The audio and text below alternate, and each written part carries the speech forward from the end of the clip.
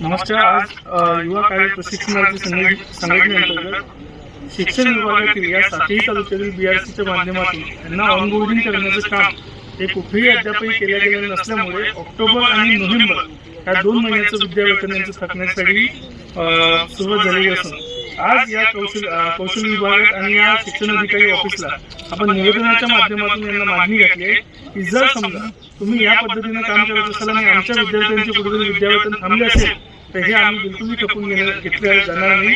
कारण शिक्षण कौशल्य विभागानं त्याआधीच एक सुधारित आदेश काढून या सर्व जबाबदाऱ्या या संबंधित आस्थापनेच्या असतील जर त्यांनी अटेंडन्स ऑनलाईन पद्धतीने केल्या नाही तर मग एकीकडे या आस्थापनेला हातभार करत असताना दुसरीकडे जर आमचं शिक्षण विभाग असेल की आम्हाला त्या रूपाने तुम्ही करून द्या तर मग तुम्ही नेमकं काय करता हा आमचा त्यांना प्रश्न आहे।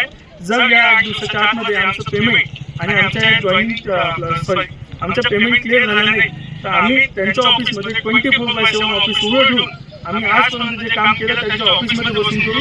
आमच्यासाठी राहण्यासाठी जेवण्यासाठी सगळ्या व्यवस्था त्या डिपार्टमेंट तिथे करून द्यावी हीच विनंती। धन्यवाद।